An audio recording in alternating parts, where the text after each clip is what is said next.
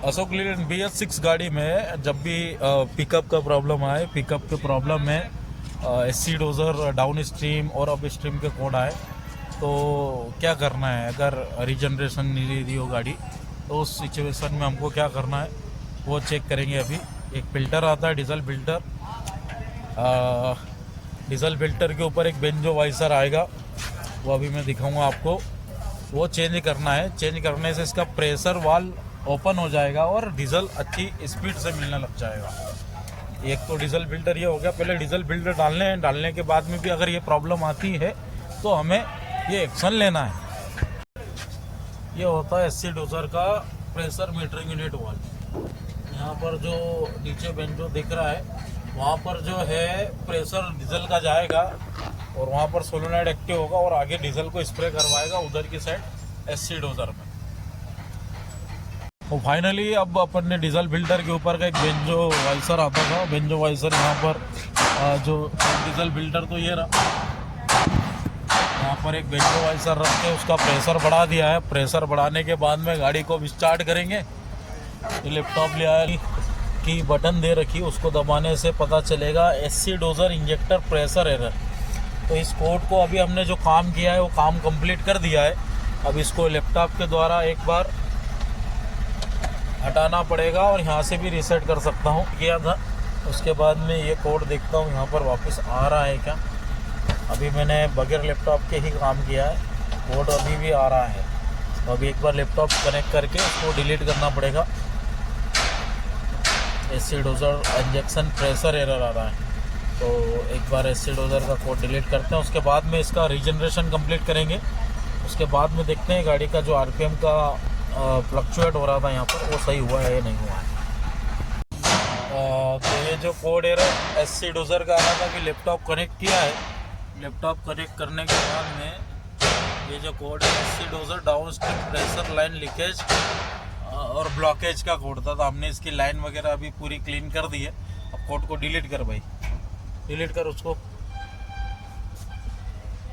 Delete करने के बाद में एक बार रेल प्रेशर देखेंगे कि रेल प्रेशर बराबर एक्चुअल बन रहा है कि नहीं बन रहा है।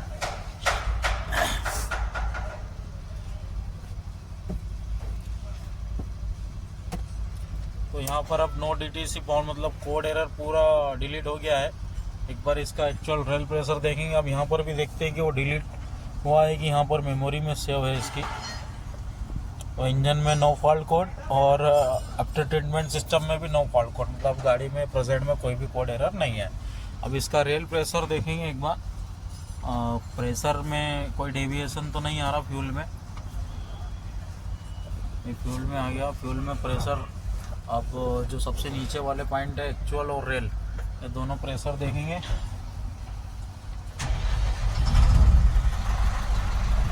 तो यहाँ पर अब प्रेशर बराबर आ रहा है, एक्चुअल भी बराबर है और सेट भी बराबर है।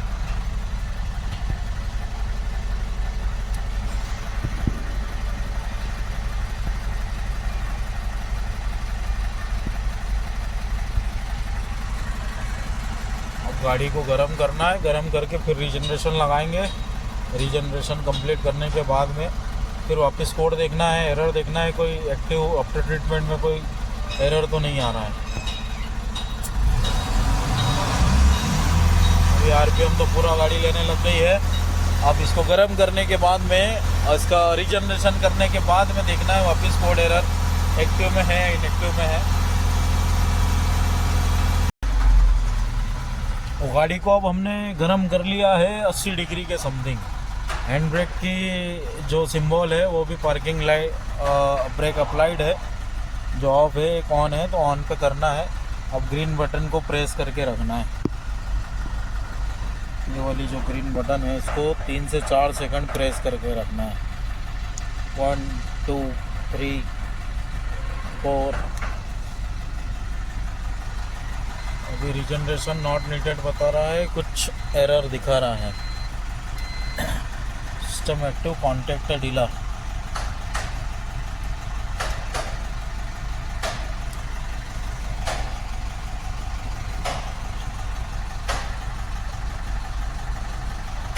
आरपीएम का ये जैसे ये बटन को लगा देते हैं तो कम होगा।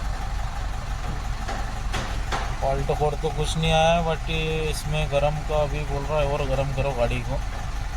तो थोड़ी सी गाड़ी को और गर्म करेंगे।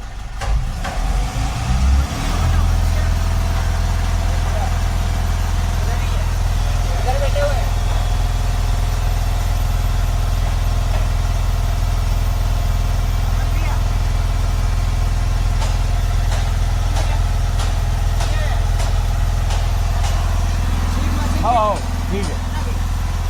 ये समृद्ध बैग दे दे यार पीछे। कांगीलाल जी इनको दिया हो तो। हाँ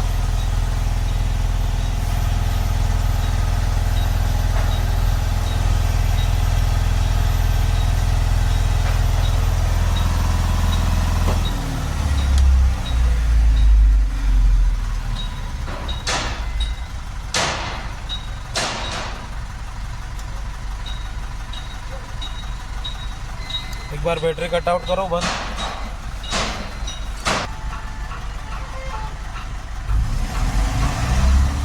तो ये अब रीजनरेशन चालू हो गया है, रीजनरेशन प्रोग्रेस। ये आधा घंटा 45 मिनट के आसपास चलेगा। ये कंप्लीट करने के बाद में फिर एक बार एक्टिव इनएक्टिव कोड एरर देखना है गाड़ी में। कोई इनएक्टिव एक्टिव कोड तो नहीं आ रहा है। ये कंप्लीट हो जाने देते हैं। कंप्लीट होने के बाद में फिर से वापस देखेंगे गाड़ी में कोई प्रॉब्लम आ रही है क्या, फिर ड्राइवर का फीडबैक लेंगे।